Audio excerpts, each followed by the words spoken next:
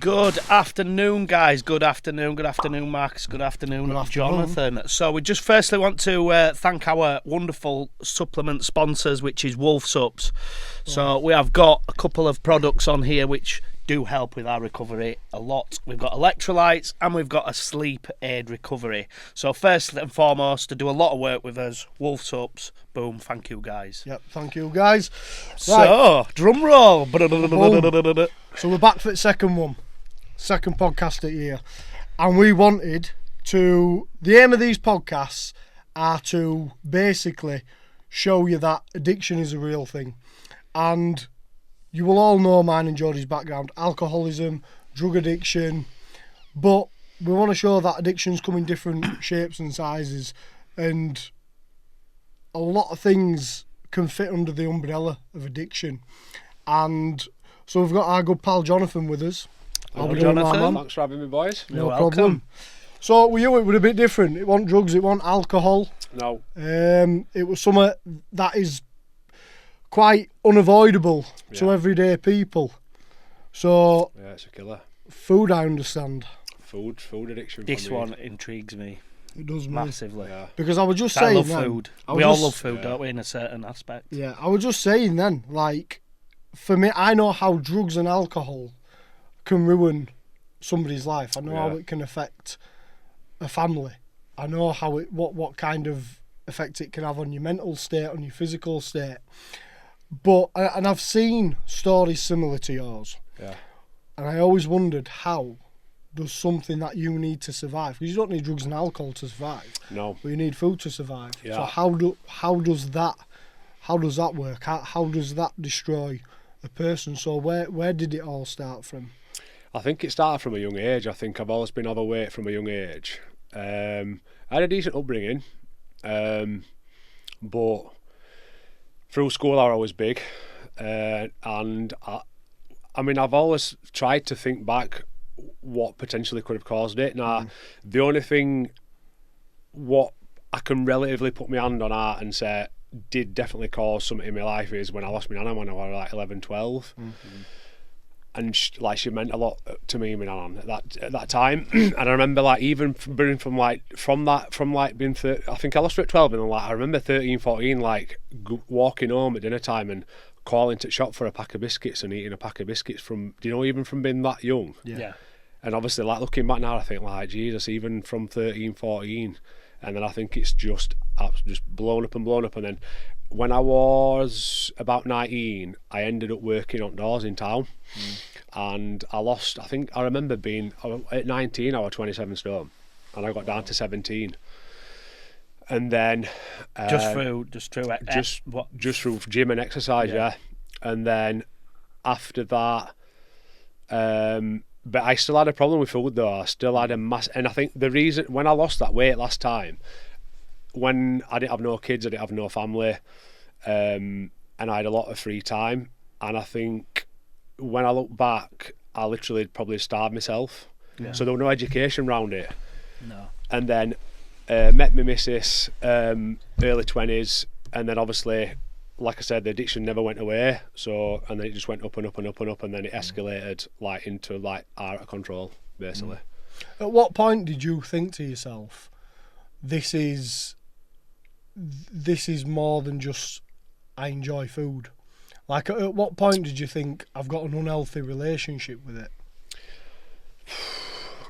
I think I always used food as comfort. And I think it's like anything. Common, that, it is common, yeah. I think, like, say, like, you feel shit, you eat food. You feel good, you eat food. Yeah. And it's like, so you just use that as comfort. And I think it got to a stage where I didn't even realise I was doing it. Like, I literally got to a stage where I'd said to myself, right, you're going to start a diet Monday.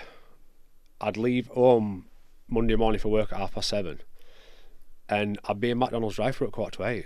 Yeah. So even a 15-minute window period, I'd already, like, sacrificed what I'd said to myself. And then what I used to do then is, I used to use that as an excuse to say, right, I'll start Monday after, and I'll eat as much as I can this week. It's absolutely, when I look back at what I was doing, it's like fucking nuts. Yeah. And I used to eat as much as what I physically could in 6 days with intention of starting Monday, and it'd just be a repeat, rinse and repeat, rinse and repeat. Yeah. Yeah. And then obviously at the end of it, like I say, I got to 40 stone on nose. 40. That's mad. Wow. And were you just house ridden then? No, I used to work at that. I used to get out of bed. I used to have to roll out of bed onto my knees and literally push myself up with 2 fists off of my bed. Wow. My old bed's got about 100 screws in it from fucking nearly snapping. Yeah. That is the severity of it. To get up on a morning, and just not be able to function properly. Like, it's just. And I suppose as well, the more food you eat, the more food you sort of need. Don't you, as well? I think I worked it out once. I think to like maintain weight, and obviously my like energy, like the balance, my output were low, very low. The minimum is could do like, I think we worked it out about 10,000 calories a day. Fuck me. Yeah, that's just putting away 10,000 calories a day. Oh yeah, mate, easy. I could do that now. Fucking hell. Do you know, like these 10k challenges these 10k food challenges? I could do that for breakfast. I like watching like Strongman and like obviously Eddie Hall and stuff like that, and that for them that's a push. Well, at the minute, because I'm obviously doing this photo shoot, that for me at minute's like 4 days with a snap. Yeah. Yeah. So just put that into 2.5. Yeah. So literally 2 days now is like what I were eating. So 2 days what I were eating before is literally a week's worth of food at minute on this cut where I'm on. So how long have you had? The only way I sort of know how to put this is sober. So for us it'd be sober. So how long would you say that, like, now have you kind of been in over that period? Over that period in like the comeback cycle from that. So in terms of comeback cycle, it's been, so I started Jan 2021. Yeah. So it's like just over 4 years. But I always think, like I said to you before, like I think once you overcome addiction, it never goes away. No.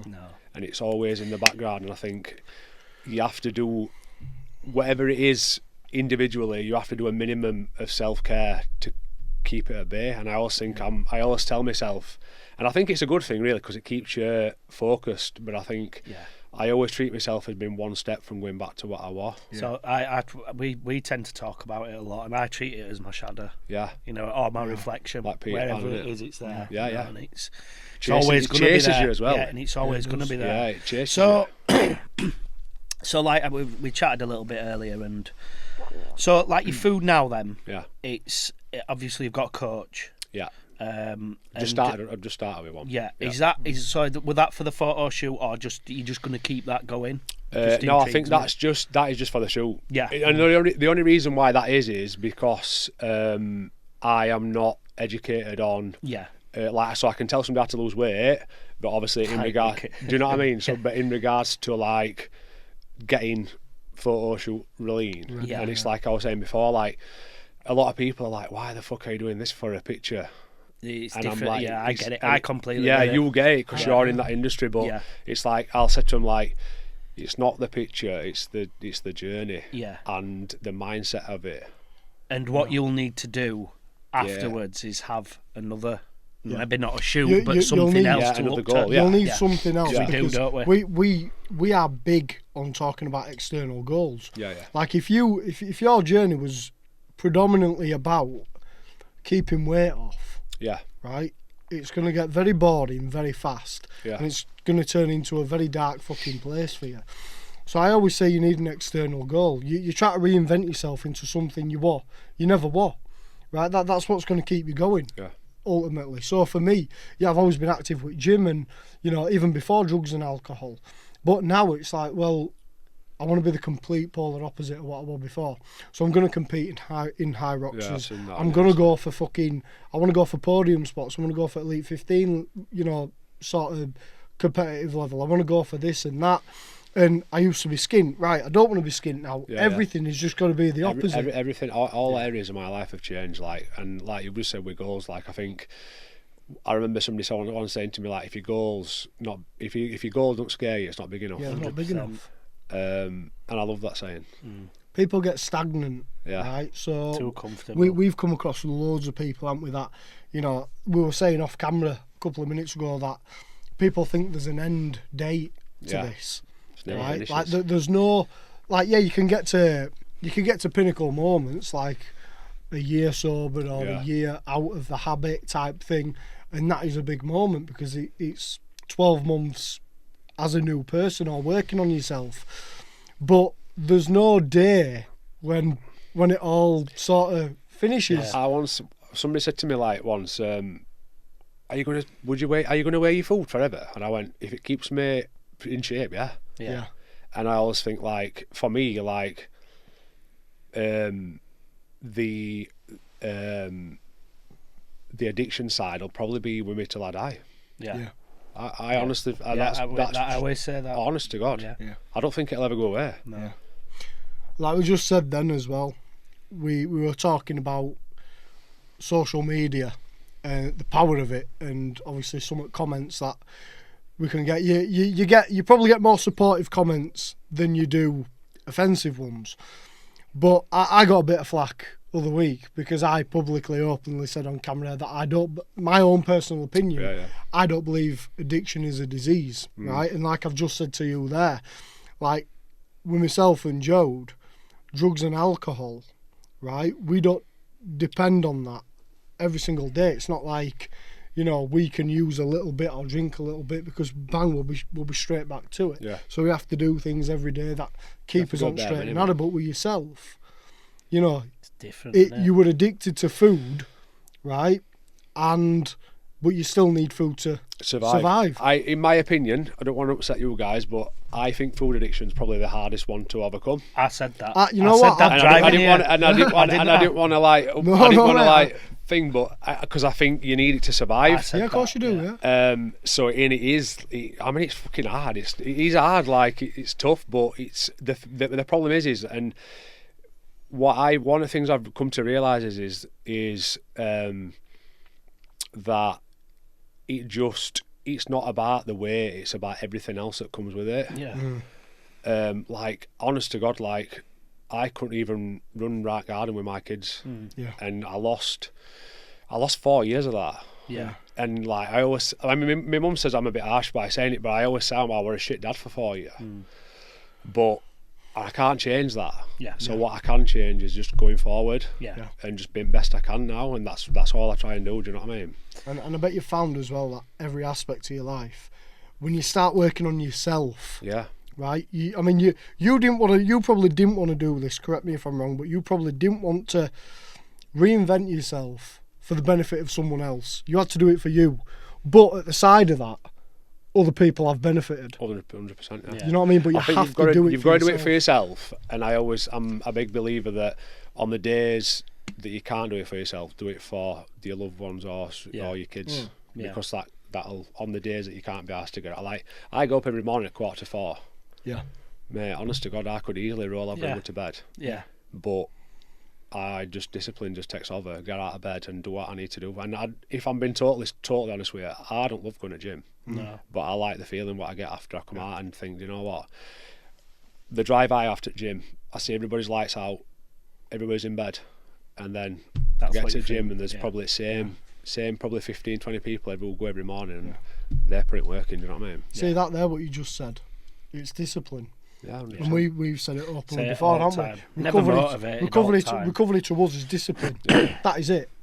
You know what I mean? Some people go through this 12-step thing, or some people hypnotherapy. They'll look for a way, but when it all comes down to it, it's discipline. Oh yeah. Right. That is what it is. The discipline separates people. The people that want it and the people that kind of want it and don't want it. The only person that's going to get you out of shit is yourself. There's nobody else going to show up for you. There's nobody. My missus ain't waking me up at 4:45 saying, "Oh, come on, get to the gym." Yeah, you do it yourself. She's flat out. She's in bed. Yeah. There's only one person getting me up out of bed in the morning, and that's me. Exactly. And I bet your self-talk as well. I mean, I don't know if you've put much thought into this, but if you think about it now, I bet you do a lot of it. The self-talk, on the days you don't want to get up, on the days you don't want to be in the gym, on the days you don't want to be on the treadmill or whatever exercise you do, but you start talking to yourself in a different way. You start sort of silently praising yourself for doing it, because like you said a couple of minutes ago, for such a long time you were saying I was a shit dad. When you start thinking that shit and talking that way, you're convincing yourself. I get up on the morning, like I say, 4:45. I go straight in bathroom, I brush my teeth and I look at myself in the mirror. And I look at myself and say, do you want to go back to how you went to? Yeah. And then automatically similar to me, very similar. I'll look in the mirror and I'll say for today, I won't drink. I talk to myself in the mirror. Yeah. I don't talk to myself, but I have a conversation with and I visualise my old self in the mirror every day. And even just the shape of it. Yeah. And it's so powerful that. Yeah. So I kind of want to go back to school days. Yeah. Right. So obviously you said you were overweight when you were younger. Yeah. What were it like as a kid? Obviously parents have got, an adult influence have a lot to do with what kids eat. Yeah, I mean? said that now. Yeah. Was you honestly fed good stuff, or was you fed? No. So I think I come just from a normal background. So obviously my dad was self-employed. My mum obviously had to work nights, so there were like a crossover period. So I'd get home, my mum would be there for a few hours, and then sometimes she'd go to work. My dad wouldn't be back till 9 o'clock at night, so I had that free roam of stuff. And I think sometimes like there weren't bad parents, but I feel like we didn't do much as a family. Yeah. Whereas I've totally changed that now with my family. And I also remember going to gym with somebody when I was younger, and he always said to me, you will either be the exact same as your old fella or opposite. And like I say, I not want to blow him up and say like we're a bad dad and stuff, but I spend a lot more time. Every minute I have spare, I spend with my wife and kids now. I'd rather go out with them, have a meal, and just spend time. So like we've booked holidays this year. I'd rather do that. Never been a drinker. I've never touched a drug. Never really been a drinker. But like I say, everybody's different. Of course they are. Yeah. So like, did you have any particular go-to foods with it, like crisps, chocolate? I remember like being at 40 stone. I'd drive home from work. I used to grab 6 bags of crisps when they were a quid pre-COVID, and 4 Snickers or 4 Mars bars pre-COVID were a quid. I used to do the same, but it weren't crisps. Different cans. And I'd nail them on my way home. Just on my way Get home, and I'd be like, "Oh, I'm starving to missus," and she'd make me tea. I'd probably have 2 helpings full. Yeah. And then it got to a stage like she were finding out shit in my van and stuff. Isn't it weird how that's what I mean. Everything comes back full circle. Yeah. And she said to me like, "Where the fuck's this from?" And I'd be like, "Oh, they've been there ages. Like it's a week's worth. That you want it, we're a day's worth." I used to have a carrier bag every day. What I used to empty every day. Now it might last me a full week in my van. And do you know what I mean? Like obviously an addiction for us and alcohol and drugs. It got to a point where you just sort of, like you said earlier, you're just doing it. Yeah. Did you feel like I weren't enjoying alcohol, but I suppose it's like different with food. When you got that first Snickers, you get a buzz. You get a buzz, and then you feel shit. Because you feel shit, you have something else. It's weird. It's like a vicious cycle. Because like the drink for me was just I was drinking vodka neat. I didn't enjoy it. I didn't want to do it, but obviously with that feeling. But it's like that. Obviously with food, it's completely. Yeah, it's like like with drugs. I would imagine like when you come down, you have it to bring you back up, and then you have it. But this is just like. Yeah, it's a vicious cycle with food. Yeah, I am seeing a lot of parallels. Completely. Alcohol, drugs, food. And the behaviours. I always say everybody's backstory is different. Yeah. Everybody that's gone through addiction of some sort, your backstory is different. Your upbringing is different. We've all got a sad side of the story, but the behaviours are pretty much universal. Pretty much same, but I think once you're open and honest about it, that were a big game changer for me as well. Yeah. So if somebody asks me a question, I will tell them 100% honest answer. But I think a lot of people. Embarrassed to do that. Yeah. And probably at the start of my journey I was embarrassed to do that. Like I didn't tell my wife for 6 months what I weighed because I was embarrassed. Yeah. There was only one person that knew what I weighed, which is the guy who helped me to lose the weight, and there were only him that knew about it. Yeah. And I remember telling her, and I remember she said to me, "I'm not bothered what you weighed, I'm just bothered that you sort of just an art." Yeah. And that's like that sticks. Yeah.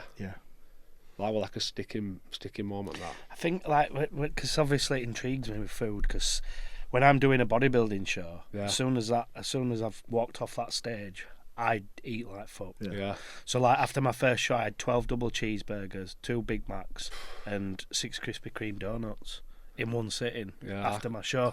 I get that, but obviously that's been restrictive. That was so fucking inconsiderate of you. Then that's like somebody saying that when I'm on a cut, yeah. I've got about 20 restaurants at the minute when I've just started writing them out on a pad, and I'm like saying to Mrs. once I've done this, this is where we're going. So like that's where I was sort of getting to. So obviously there's that temptation around you all the time, and I've just said that. But does that make you feel sick, or does it make you feel hungry, or do you think I miss it? So I think a bit of both. Yeah. Like I take my kids to McDonald's now, only now and again, controlled, maybe once every 2 weeks as a treat. And I can honestly say I can go in there and the smell of it fucking puts me off. That's it. That's what we're getting at. But I met my own now. So I, honest to God, my own burgers taste better than Mac's. I met my own burgers, and honest to God, that like they don't have to be unhealthy. No, you know, you can, even from I even have cheese. I have cheese. I have everything that's on a burger. But I just think if they're selling a burger like them cheeseburgers, what they sell, if they're selling them for £1.20, what shit's in them? Yeah. Exactly. Yeah. Do you know what I mean? Though? I mean, I've seen that. I don't know if you guys have seen it. That Supersize Me. No, that fucking like a video. They get like some, I can't remember the type of acid. Is it hydrochloric acid that your stomach makes. And they put the cheeseburger in, the McDonald's burger in, and they come back to it 24 hours later, and it's all like black tar. Yeah. But it's basically showing you visually that the acid cannot break the food down properly. Because it's shit that's in it. Yeah, it's just shit. I think I'd seen one like it were like they'd bought like a double cheeseburger and left it a year in packet. It just same. And it were like a Did it just like a fucking pretzel or something. It was just horrible, like a big slug. Yeah. So so much shit that they put in them. Do you know what I mean? And what were it like at just going back to school years again and when you were a kid? Like, did you suffer with bullying? I never got bullied, no, because I weren't popular kids. Yeah. So luckily for me, I never got bullied. Yeah. Don't get me wrong. I think obviously on occasion, like somebody might have said, "Oh, like you fatty" or something, but not like nowadays. Yeah. Like I'd be, and even like some of the stuff I get now on thing, like if somebody called me a fat bastard 4 years ago, I'd be absolutely mortified. But now I just laugh it off. I just think it don't even bother me. Yeah, I mean, this is just, it's proof that people that troll, right? Yeah. They're either they're not happy with themselves for some reason. In sort of denial or something. They can never attack what you're doing now. They have to attack the person you used to be. Yeah. So it's like they're attacking the past, and they're not going to get anything out of it. Or even if they attack the future, even if they attack the present, I think it's you said something that triggers them. Yeah. Yeah. That's probably why you watched some shit that last week. Videos, 1,000,000%. Do you know what I mean? Yeah. Because it doesn't bother you, and like I say, I might say stuff today that obviously might trigger someone else, but I think that honesty is the best policy, and I think if you're honest with somebody, that's the best way to get out of the situation. Yeah. 1,000,000%. Yeah. It's. I mean, we have a bit of fun with our trolls, don't we? You've got to though. We have a bit of fun. We give them a bit back every now and again. People have got too much time on their hands at the minute. Yeah. Of course they have. And I bet every troll that you've got, like I say, I always say this, it's funny because so much shit I've had like on my Instagram and stuff, like they're all cats and dog profile pictures and stuff, or a flag or something. Something stupid, you know what I mean? And it's like they'll never come out and show themselves like all. They thrive off it, don't they? So go on. Go on. We're doing this every time. We do it all the time. So like now then, I'm intrigued about your diet now. Yeah. So is it your typical fish and a rice cake? Is it your typical like chicken? Is it like chicken? Is it like protein, carb, greens and stuff like that? Yeah. So don't get me wrong. And if I tell you what my diet is now. So I met this. I went to Dubai at Christmas. Yeah. And I had a training session with this coach kid in July. Yeah. And I went to meet him at Christmas. I'm a big believer, always stick by it, that you can because I've done it, you can lose weight and still eat foods that you enjoy. Yeah. Yeah. So like for instance, Moderation. I don't have protein powder. Yeah. And there's a big thing at the minute like, oh, protein powder, and the people buy protein powder and neck it, they don't even like it. Yeah. So I sat down and basically said, these are foods that I enjoy, I want to stick to that, and that's what we've done. Yeah. But I like eating well though. Like Yeah, it sounds daft, but now I've found that new level to myself, like, and it makes me feel good. And I'm always, and another thing, I'm a big thing, like when I've done this shoot, I just have like an 80-20. So like we have, like on a Friday, we have fajitas, just low fat cheese, low calorie wraps. It's honestly like it makes. I think the reason why I was so or got so big is education around food, and I wish that I could have an impact, or somebody else could have an impact and implement it in schools from a young age. That's what, because that's the next generation. That, and even stuff like what you've been through, like, because I just think like today's society is in 10, 20 years time is going to be. I mean, you look, it's fucked, isn't it? Yeah, and you look at obviously obesity and the people going to doctors with diabetes. It's just on the increase. So Katie, my wife, she's on an health kick after Christmas because she's 40 this year. Yeah. We booked some nice holidays, and I've never, same as she did with me, like she never like pulled me down or out. She always said, I love you for who you are. Yeah. But the reason why we're getting a problem with me is because I wasn't pulling my weight at home. And stuff, and I was just falling asleep all the time. But we went somewhere the other day, and we all sat down having a black coffee, and and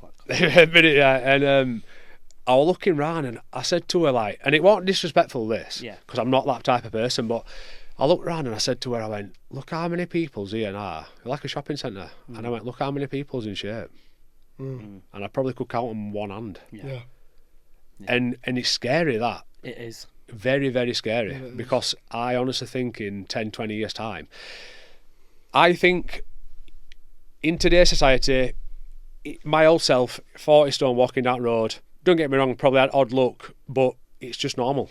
Yeah. Do you know 20, 30 years ago, somebody walking down the street like that, the fucking car smashing all over. Yeah. I mean, I bet at time you knew it was unhealthy. You knew it was bad. I knew what I was doing to myself. I just couldn't get out of it. But I bet you could fucking defend it if somebody said something to you. I bet you'd be able to defend yourself. I had that victim mentality. You were like, oh, it's all right for you. Like, and it's like now, like I'm getting a few little bits poking through in my stomach, and like some stuff I've achieved in the last 4 years, I never ever thought that. I've done Yorkshire Free Peaks twice. I've climbed all 3 big peaks. Never thought I could do that. And one thing that I did when the first one I did Snowdon at 24.5 stone. And I remember I did it, and the reason why I did it, as soon as I got out of that van, I said to myself, if you've got to crawl, walk, or get up that mountain, you're doing it, big boy. And I remember walking down, and there were a kid, probably your size, and he was blowing out his ass. And that's the moment when I realised it's what's up there. Yeah, 1,000,000%. Because halfway up, I got a bit of a. I did like a bit. I got like a bit of a tear at back of my knee, back of my leg. Sorry, and I was like thinking, please just go. I had a minute, stretched it off, and I went again. But it's mindset. If you say you're going to do something, you'll do something. And fuck it, 100%. We always say it, don't we? When I was doing that 10k the other week, you know what I mean? I got about 4 or 5k into the run, and my Achilles tendon started. I'd never felt that pain before. Yeah. And I thought, right, get to 5k and I'll stop. I'll message my coach and I'll just say, I've had to stop because of this. I texted him saying, what situation was? And he texts back pretty much straight away saying, just abort it, leave it then. And something inside me just said, you know, like that disappointment. Yeah. Like of. It's because you've got that feeling of what you had before, disappointing yourself. Yeah. So I had to go, mate. I did it. Yeah, I did the other 5k. I had to do it, mate. Yeah, it's mindset. I'd stopped for about a minute and a half, but I had to do it, and I still got 45 minutes and 43 seconds at 4:30 pit, and I was fucking well happy with that. That's what I mean, though. Look at what you've achieved from that, though. Yeah. Like that's like.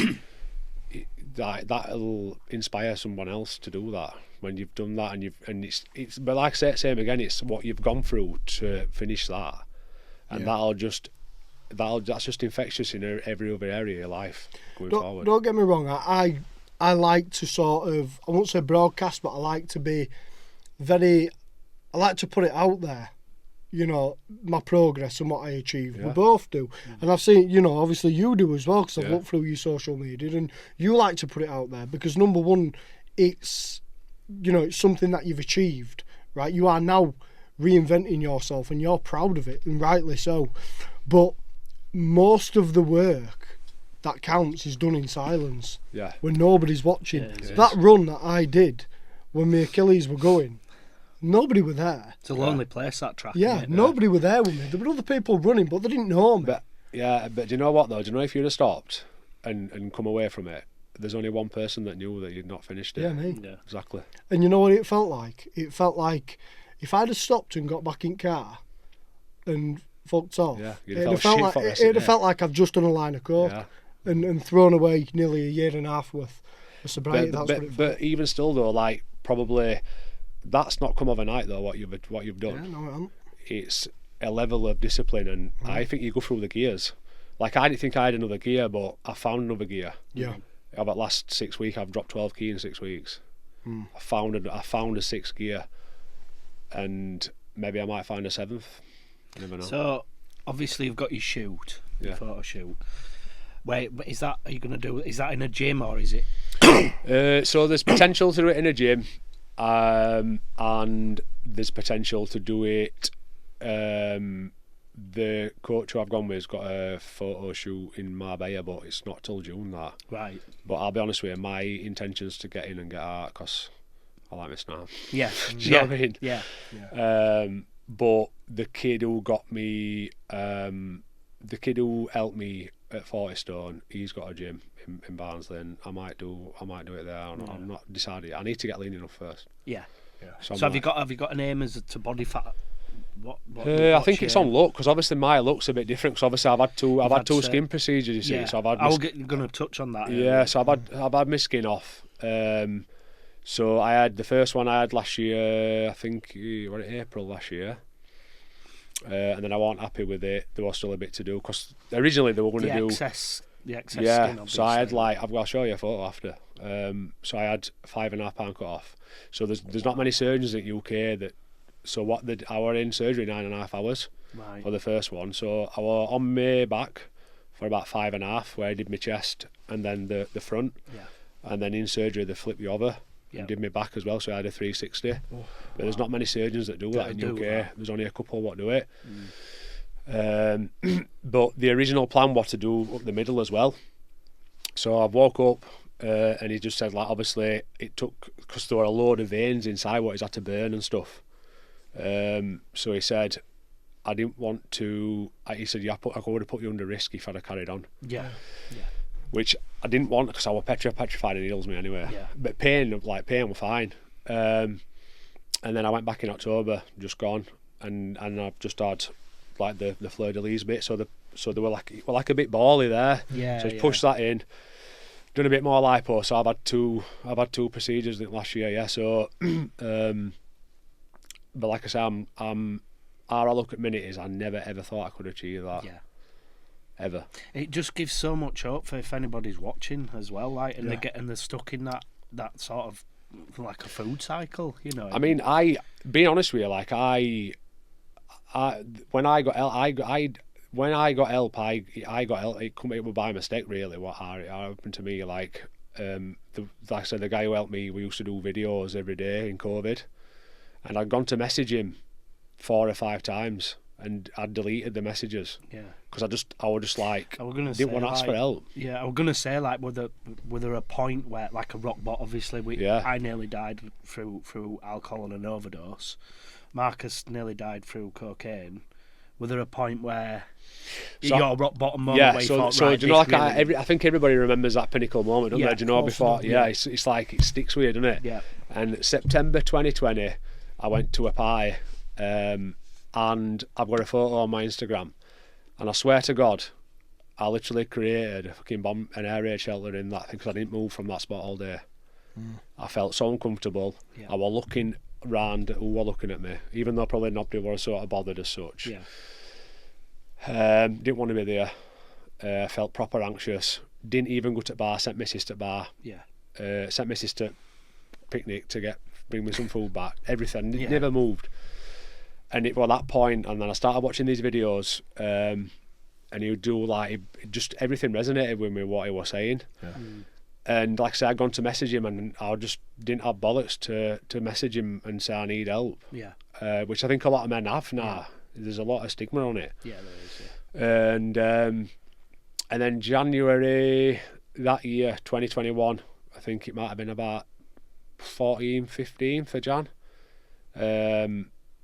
Wrote him a message, big fat fingers, went to delete it and sent it by mistake. And the message I got back from him felt like somebody took a fucking ton of bricks off my shoulders. Weird. I can't explain it to you.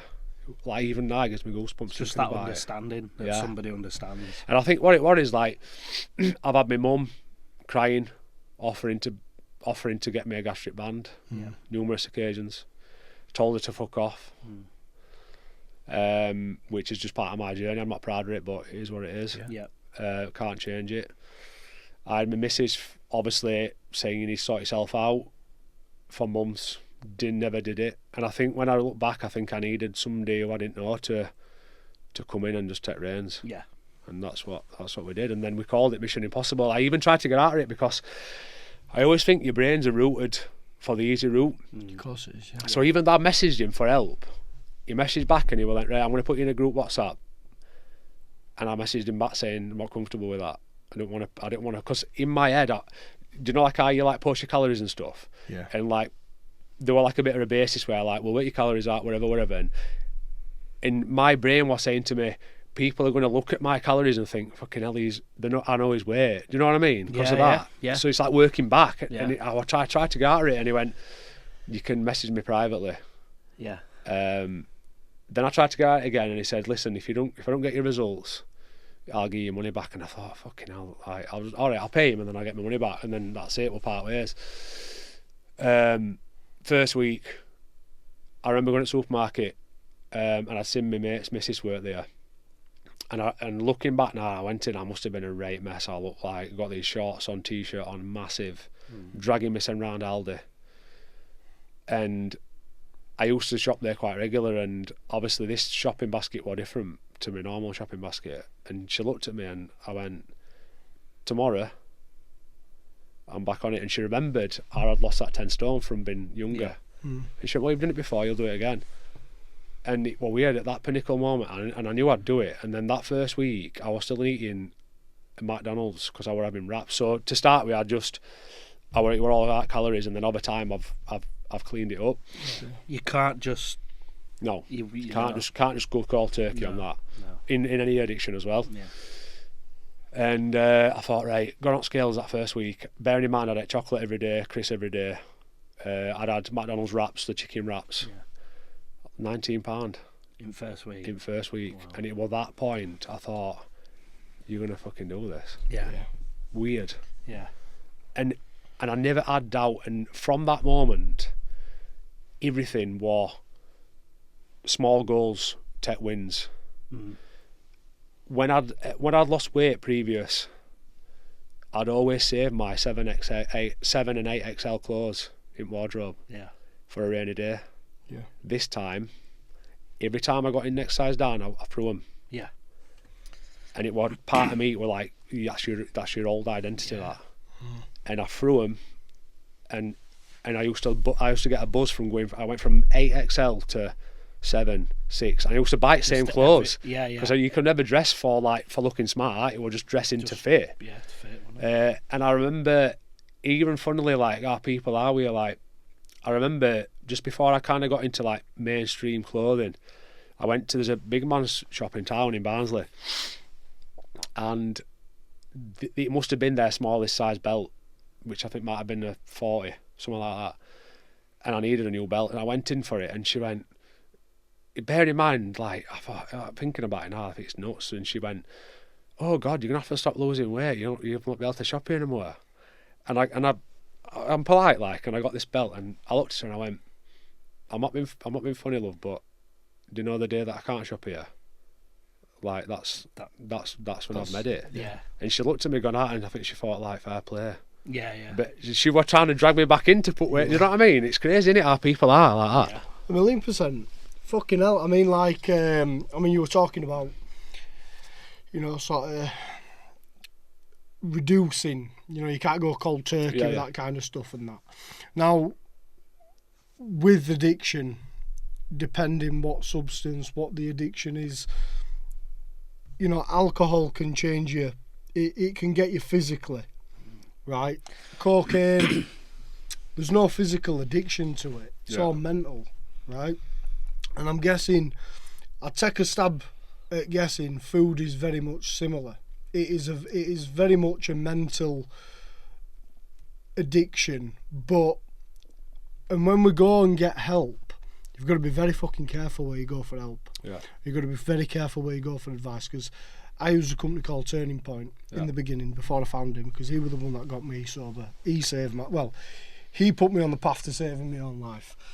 But they said to me, they put me on a cocaine reduction plan. Yeah. Because at this point I was using 3 to 5 gram of coke a day, crystal meth and crack. Fuck me. Right, I was fucking gone. But that blows my mind, because obviously, like I said, that's a different era to me. But I respect you. You know what I mean? It's like respect was both ways. But I look back at it now and they said, right, we need to put you on a reduction plan. Yeah. Because we don't want you to come off the drugs completely, because then you won't need the service.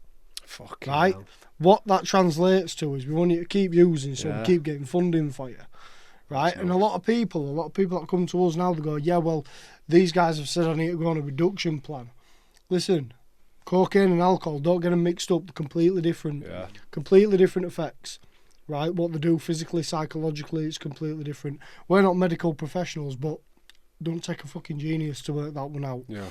Right, you can stop coke, you can stop crack and meth, cold turkey, you can do it. But you have to instantly try find that endorphin and dopamine replacement. You have to do it. Yeah, you have to. I always say, if you're going to get rid of one addiction, you need to swap it for something else. You do, but and we spoke about this in the last podcast. We started to get a bit of shit from people, like, yeah, well, you were doing drugs and alcohol, and now you're addicted to fitness. So fucking what? What do you want me to do? Sit there just wanking all day on the sofa? I know what I'd rather do. I know what I'd rather be addicted to, mate. Exactly. So it's.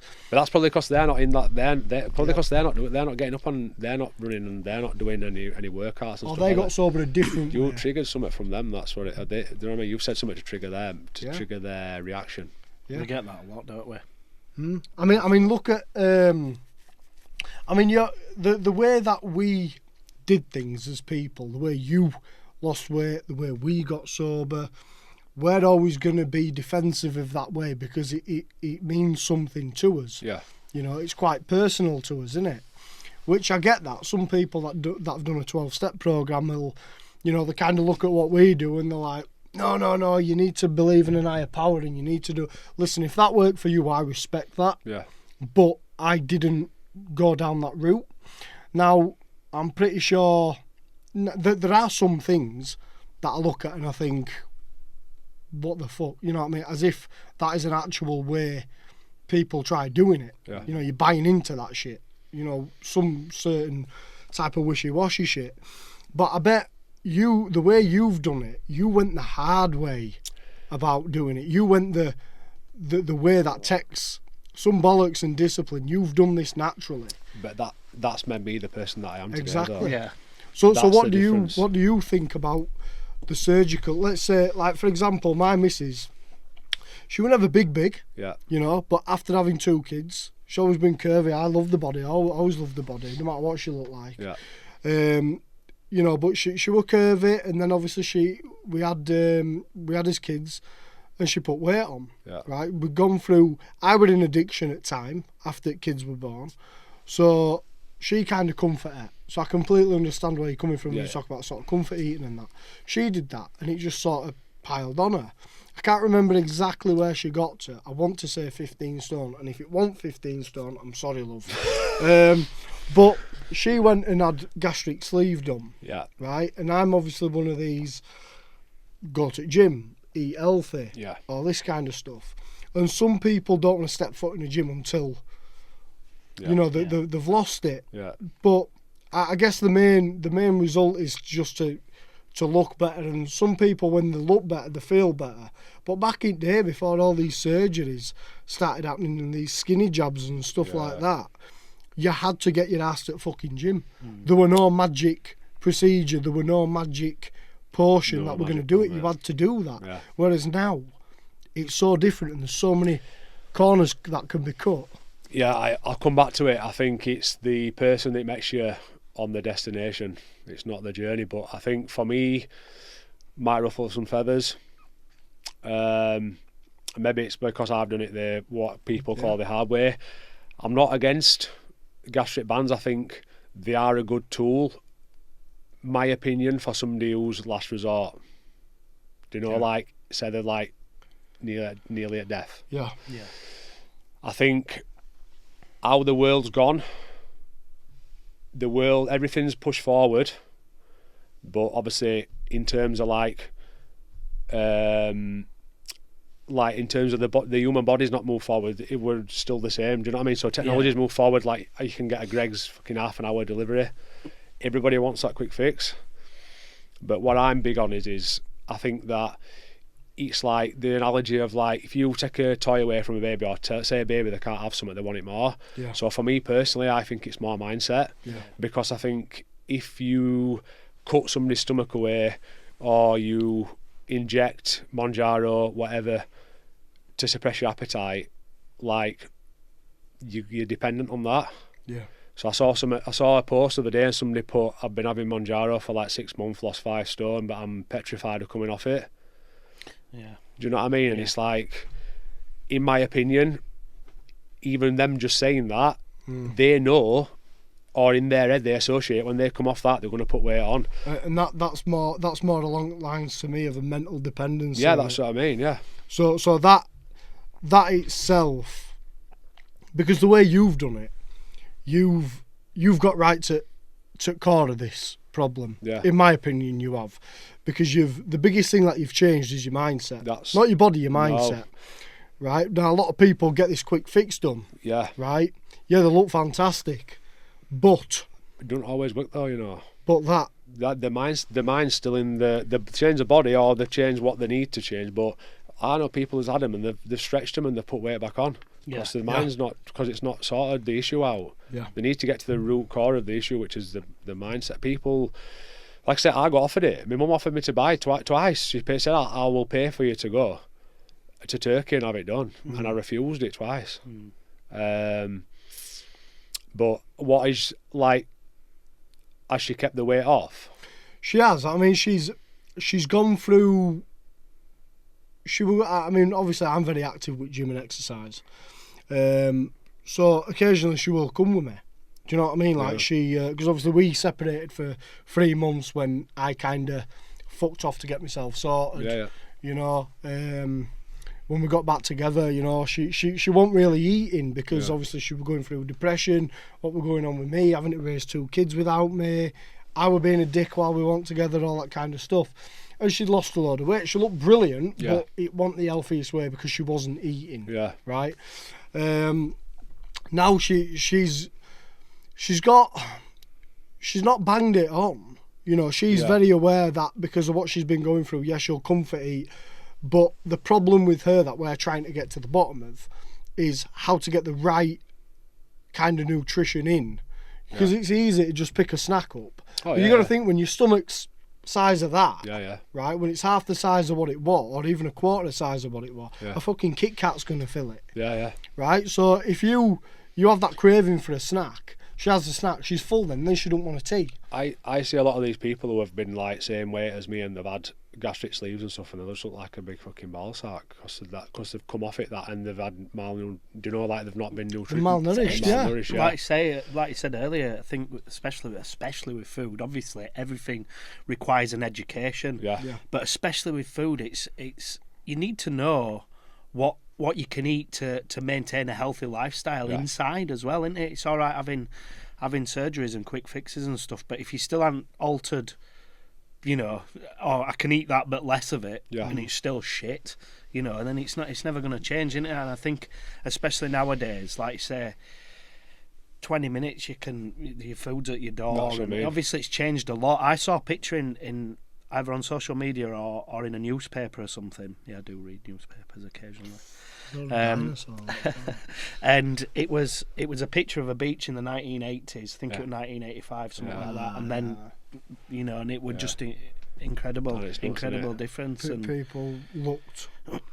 Well, the daughter looked like the exercise. You know, it was completely different, and it just shows. But imagine that. Imagine if you imagine the picture that you've seen on the beach in 1980 to 2045. Exactly. Imagine that picture. Yeah. So it's scary, mate. Honest to God, when you think about it. I mean, I will be one of these now. I am quite open. I'm quite brutal and blunt. You know, fucking know for a little bit. I would never have guessed. Now I see when I see people, you know, walking down the street that are the kind of size and weight that you want. Yeah. Your mentality will probably be different about it now because you're at the other end of the scale or you're working to get away from it. But when I see somebody that obese, dangerously obese, oh yeah, there's this big thing about promoting, you know, it's okay to be big.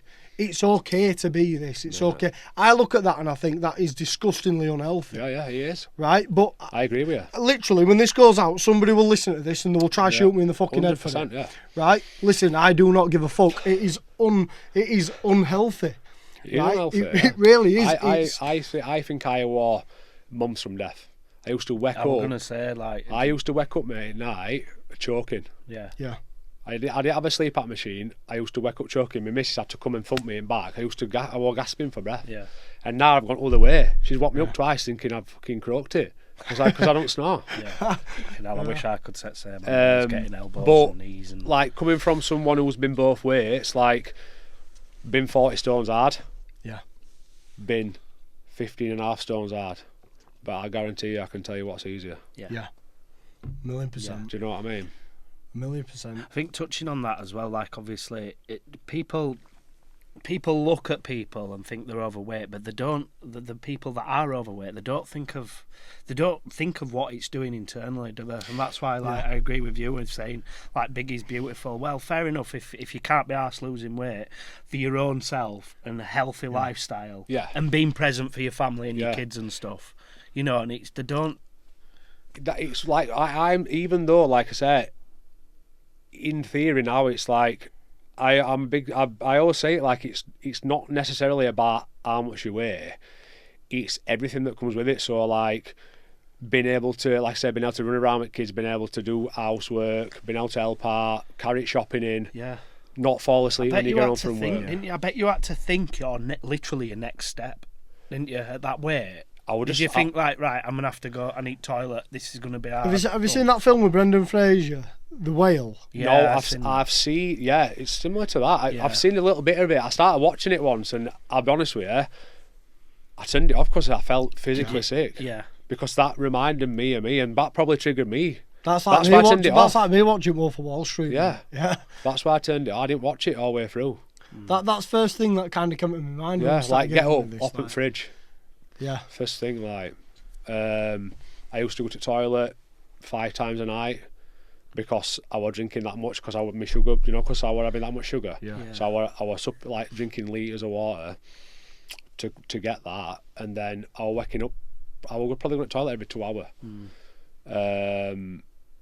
Like, I couldn't even walk up a flight of stairs without being out of breath. I got to a stage just before, probably I'd say 3-4 months, 5 months before I actually did something about it. Like, my missus had to put my socks on for work. Yeah. I had to start wearing Crocs for work because I could just slip them on.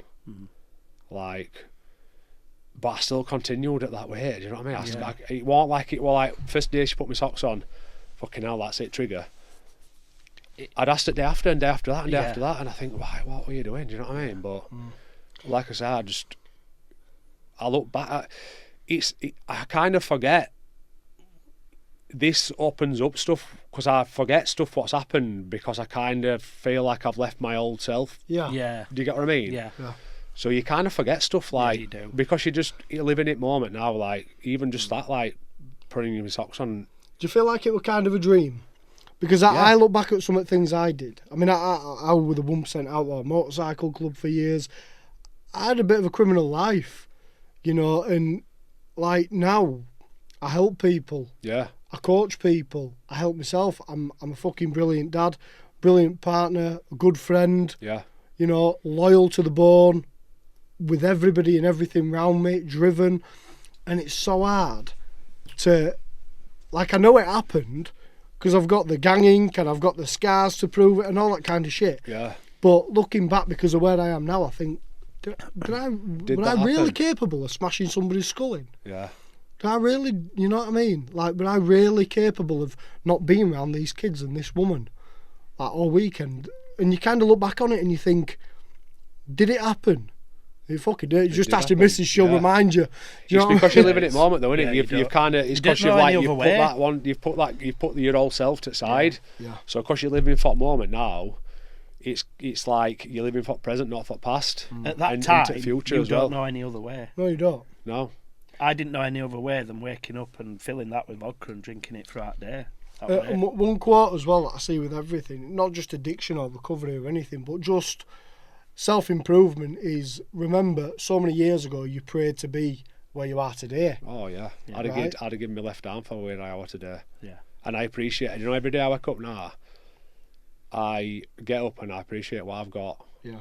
I appreciate, like, I just appreciate. I feel like best way I can describe it is I feel like somebody's given me a second shot at life. Do you know what I was thinking in my head then, and I say it all the time, when you start recovery or from addiction, it's like you've been reborn. Yeah, It is. and I feel like I've fucking got it by horns, and I've just took control. Yeah.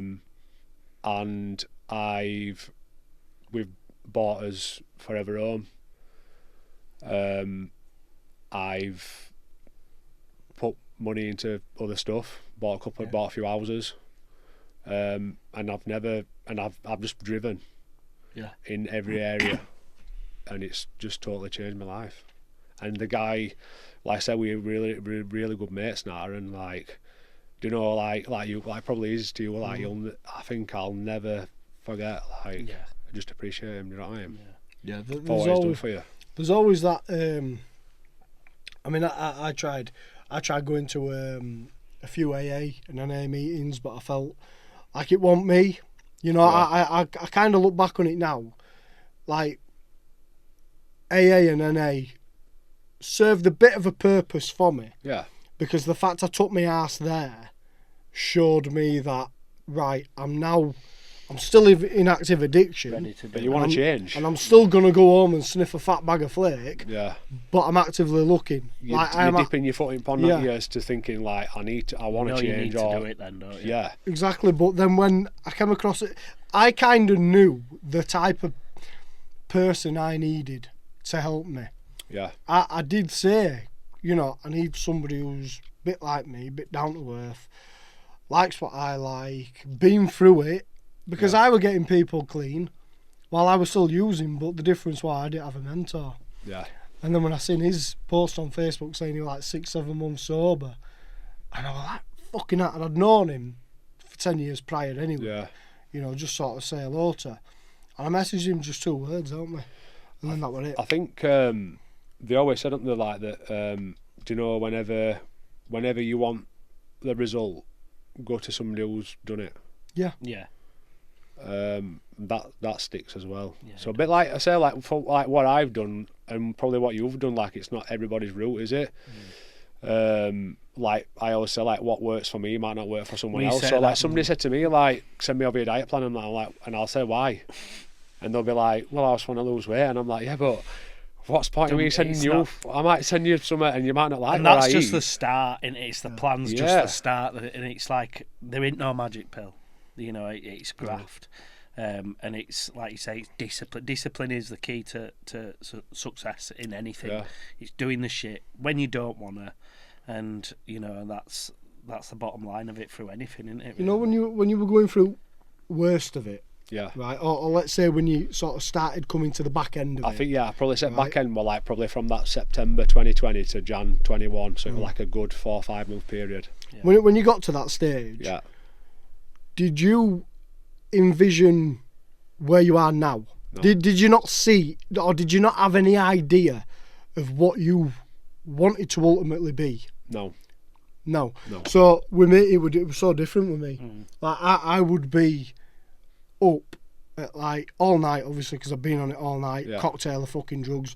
My mum would come downstairs getting ready for work. She'd always get up an hour and a half earlier because she knew I were going to chat her ear off about shit, right? And I'd say, Mum, you'll see, I'm gonna get clean, and I'm gonna start a company, and I'm gonna help save other people's lives. Now she says, there were a lot of shit that you talk. She went, but for some reason when you said that, I knew that would have been a Marcus. That would have been a real Marcus. Yeah. And I said that when I was about 8 gram deep on 200 quid worth of fucking crack and meth all in one night. I were away with fairies, and I've done that, exactly that. So I knew, I could see, like, and even he'll tell you, like, in first couple of days of us working together, him helping me, I wasn't just thinking about getting to a week sober. I were thinking, bang. Beyond. I were thinking like where I am now. Like these podcasts, everything. But I wasn't naive enough to know how to take it one baby step, one day at a time. I think for me, I had a lot of self-doubt. I mean, I think I was naive. I think if somebody said to me, how much did you weigh? I'd have probably guessed maybe early 30s, mid 30s max. I remember. You would never say. I remember some what stuck with me, and I had to get weighed. And I got on these weighing scales, and the scale, I got jumped on it, and it said fucking OL. Yeah. And I'm thinking, like, fucking hell, got some new batteries out to draw, thinking batteries need changing. Same again. And I'm thinking, what's up with this? I googled it, and it meant over limit. These scales were 32 stone. Right. Wow. So I had to order some more off Amazon, company after. And I got weighed on the Monday, because they come in on the Sunday as I did that food shop. And I remember jumping on that Monday morning, and it wasn't a pound over, a pound less, it was fucking bang on 40. Bang on the nose. I wish I got a photo of it. And I fucking roared for half an hour. Just cried like a big baby. And I thought, there's no way back from this. Yeah. And now look. And I just set like little goals. But I mean, like I said, that first week I got weighed and I lost 19. Something in me I just had a different aura about me, like a confident aura, and I did it in silence as well. I was going to gym on a morning, and I didn't tell people I was, because for years I'd been like, I'm going keto Monday. I'd look for the next big thing. Yeah. Week after, I'd tell somebody, like as if to say, he's trying to help himself, but deep down anyway, I don't want to do it. So I went to gym for months, and I even remember, I remember another turning point. I'd seen somebody my dad knows in wholesalers, and I said up to him, and my dad had come to mine one day, and fruit rights or wrongs looking back now, whether he should have said something. I remember him, I said, I've seen your mate in thing, and he looked at me and he went, yeah, he commented how big you are. And fucking that made me feel that big. Yeah. I swear to God. And I was that driven to continue that. For the first few months when he come round to my house, I used to layer up because I didn't want him knowing I'd lost weight. I used to put, I used to put like a vest, t-shirt, another t-shirt, and then another hoodie on top, because I didn't want. Do you know what I mean? I thought, I'm just going to do this on quiet. And then I probably I probably lost 5 stone. You couldn't even tell. Yeah, yeah. Do you know what I mean? But it's that. Well, that thing. But but I knew I'd done the work because nobody else, you know, for probably 5 months, maybe somebody might have noticed it, but nobody commented on it for 5 months. Do you know, like a lot of people, like they'll lose weight after 3 weeks. Oh, you look like you've lost weight. Yeah. And it's like, it keeps them going, doesn't it? Yeah. But for me personally, like, I went months without somebody saying out to me, but I knew I'd done, like I said to you the other day, I knew I'd done the work. Yeah. And that, for me, just kept me going. Yeah.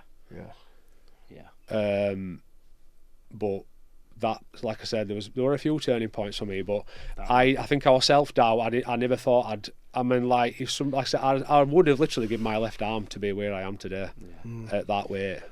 I think it's just a massive. I think I agree with you as well. I think food addiction is the hardest. Of course it is. But what I want to like this photo, like I said to Katie, like she's like, oh, like this photo and that, and I'm like, yeah, but the photo that I took, I think I've got a photo with no top on at 38 stone, and the photo that I'm gonna post when I've done. Yeah. And all I wanted to do is just to show people with right mindset that you can do it. Yeah. And that is, and I like helping people as well. Like, I have messages from all over the world, and I reply to every one of them, and it's like they'll be like, oh, I can appreciate you're right busy and that, and I'm just sat at lounge watching TV. I'm like, I've had a busy day. Like, I've had a busy day, but I message anybody back. I try and help anybody I can. But then I think at the same time, a lot of people don't want helping either. Yeah. You've got to want it. And it's like, I'll say to them, like, they want you to know they're in a fucked up situation, but they don't actually want the help. One that messaged me the other day. I've took a couple of clients on this year. Not me, I'd do it for now, but I've done it for free, and they don't pay attention to it. Yeah. And that's the difference. Yeah, there you go. And it's the same with me. Yeah. He's right. Like, I've gid diet plans. I've spent my own time. And because I want them to do well, like, it frustrates me even more that they don't do it. Yeah. So, like I said, I don't charge a lot, but I did. And a kid messaged me the other day, telling me how much he was spending on takeaways, eating shit. Told him how much it was. I said, I'll change your life. If you listen to what I tell you, I'll change your life. Told him I'd change his life. Too expensive. And I said, I can take you to water, but you're going to have to drink it. So I can't do the work for you. Can't come up to where you live and do work for you. Can't live with you. And he messaged me back, and he just said, leave it with me. Like, about costings and stuff. And I messaged him back, and I was humble about it, because like I say, it's no skin off my nose. Yeah.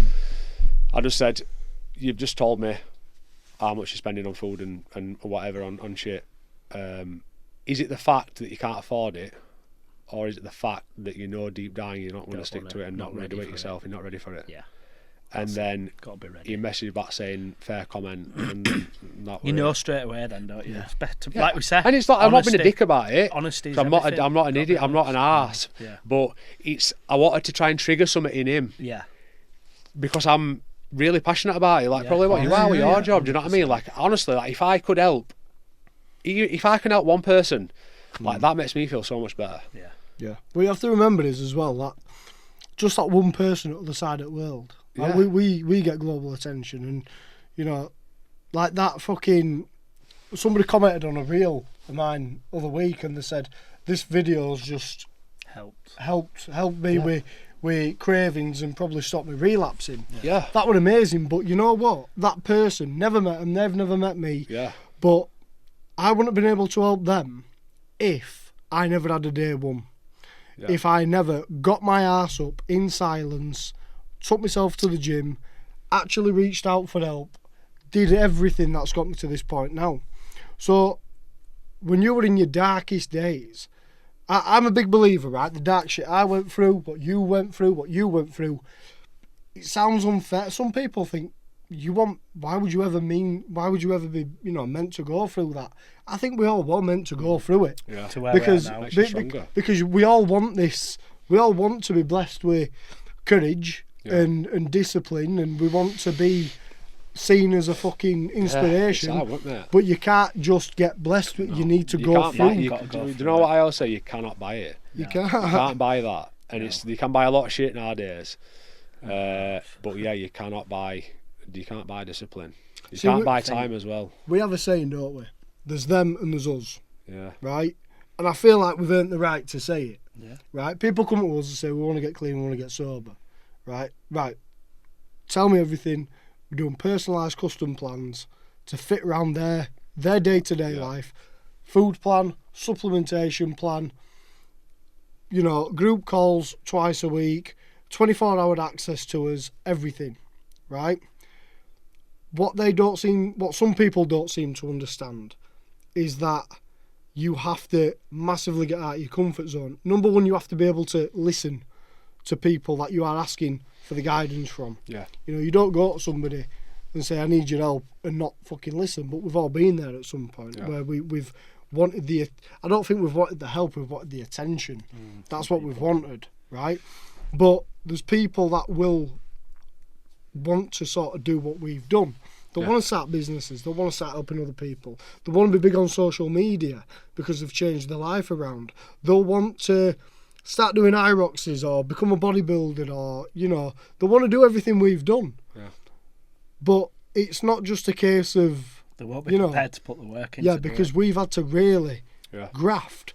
Like you have. Yeah, what I've done in a year, not even 2 years now. Some people in recovery don't do in 10. Yeah. Do you know what I mean? Some people, like in business, in life, in everything, what I've done in 15 months, some people don't do that in 10 years. But with yourself, the way you're talking, the way you're very fixated on mindset and the journey and the process, you would very much be on the us side. Yeah. Do you know what I mean? I think, just like I said, in my opinion, today's society, everybody's wired to be comfortable. Of course, yeah. It's like they don't want to shit in your comfort zone. They don't want to step out of that comfort zone, but you've got to do that. Yeah. And you've got to push through boundaries. Yeah. 100%. And it's not easy. Run through walls, and it's not easy as well. No, it ain't. It's not easy. Like you'll get to a door, you've got to kick it down, and then you'll get to another door, kick it down. You'll have shit days, you'll have up days, but it's just been consistent. Yeah, consistency as well. What I wanted to ask you as well. This is a bit of a raw one, a bit of a deep one, personal one. Yeah. I like this stuff. I preferred.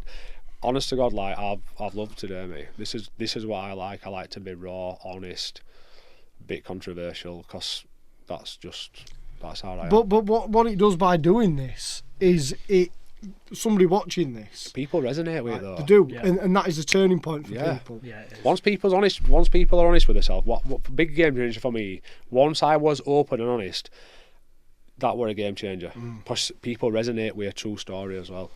Because I kind of want to go back now to your relationship. Yeah. When you were at your worst. Yeah. Right. How was that affected? Intimacy wise, everything, because. From the perception of a drug addict, right? I'll be honest now. I'll tell you all straight up, right? And anybody watching this that thinks, I'll laugh at Marcus, right? If you sniff coke now, you've all been through it. You've all had an episode of floppy cock, right? Yeah. You've not been able to get it hard. You've been obsessing over pot. You've probably been tugging one off in kitchen downstairs while your kids and your missus is upstairs fast asleep. You've been watching porn, and your missus won't go near you because you fucking stink and all this kind of stuff, right? So. Everything you've said, right, has sort of resonated with every other addiction, right? Sneaking the chocolate, sneaking the food, missus finding it, kicking off. It's exactly the same as my missus finding a bag or his missus finding a bottle. Yeah. So did it affect intimacy, and did it affect, because obviously you'll have looked at yourself and thought she wants somebody that looks probably better than this. Yeah, 100%. Yeah. Did it spark off that paranoia? Did it? What was that like? Yeah, so I've never been asked this question, so it's like quite funny. But so in short term, what you've just said is kind of exactly the same as what I were. Yeah. So it comes back again full circle. I honestly think I had a conversation with it over there. Actually, I honestly think I would probably say we went through a stage of. At least I'd probably say 12 months. I reckon 3-4 times in 12 months it happened. I reckon. Yeah. And not through no fault of hers. It was me. Yeah. And I think my body was that fucked. Like, couldn't get hard on. Couldn't do it. Not even in mood. Yeah. And obviously, but she always says, like, even to this day, she always says, like, I fancy you at 40 stone, I fancy her. Yeah. And you know what, like, like, I don't know if you've done the same, but do you know, like, when you're like, you get, like, we're married, we've got 2 beautiful kids, and do you know, like, when you're like, you love somebody, and then, I have got like another 1%. I found another 1% for her. Yeah. Do you know what I mean? Like a diamond. Yeah. I think we all think the same about us partners. They've been through it all with us. Yeah. And that's and what it's counts. powerful, that. Yeah, And like I said, and like, I know her, she'll if she looks at this, she'll laugh. But there's behaviours I have now what she don't like. Yeah. Oh yeah, same. But snoring me. Yeah, but like for instance, like, she knows if I don't go to the gym, I get ratty, or even like a little bit for me, like, where and she'll laugh if she reads this, but like, she'll say, like, you just can't go out, like, and on cusp and like have a meal and stuff. And sometimes I'm a bit like that. Do you know what I mean? Yeah. I can do it in some ways, but like, I have behaviours now what are probably weird to someone. Yeah. But it's our weird behaviours, you know what I mean? But I'm sure she would rather me be where I am now than what I was then. Do you know what I'm saying? So like, no, it's no paper. You got to work. You got to work. Still got to work at it. Yeah, even more so, I'd say, a lot of time. But I just want to say, we're running out of time. I think we've gone over a little bit, but I just want to say a massive fucking well done to you, I appreciate because that. I do think that is the hardest addiction. Yeah, I think. I think for do you know what though? For a few years, I'm really hard on myself as well. Yeah. I never gave myself a pat on the back. And I think it's only probably these last 6 months wouldn't have where... been able to reach, would you? Probably not, no. I couldn't even whack my ass. I can now, yeah. Tight bastard. I can't, but like... Ask him if he wants to go for a beer. Throw him back in his fucking face. I think, like, I just think that for years I was really harsh on myself, and I never really sent to think what I've achieved's been big. It's massive. Yeah, but like, over the last 6 months, I've kind of tried to change my little perception on that. Yeah. And I do keep grounded, but I do think, like, somebody once said to me, like, you are a 1% of what you've achieved. Yeah. Wow, that phrase, 1%. Oh, wow. That's taking me back to me motorcycle days. Do you know what I mean? But yeah, Well, no, I just think right. I want to thank you for coming on. Yeah. No, I appreciate it. I've loved it. It's just, this is what we wanted to do with the podcast, and we get inspirational people, and I think you're probably going to be one of the most inspirational because of how food is nowadays, and how some people's, not everyone, but some people's diets and nutrition life Most is. people is so, but like, it's like you said before, like, just touching on it, when you were saying about people walking around now, it's like, look at the environment where people's walking around, they're all similar size, so they don't think no different. It's like normal. It's become normal. It has. So like, if you go to a supermarket and there's, I don't know, 10 overweight people, and then probably 1 or 2, it's like you feel the way. Do you know what I mean? Yeah. It's weird, isn't it? Like, because it's just it's become part of normality today's society to be that bit bigger. Yeah, it is. But I think 1,000,000%. I mean, your journey.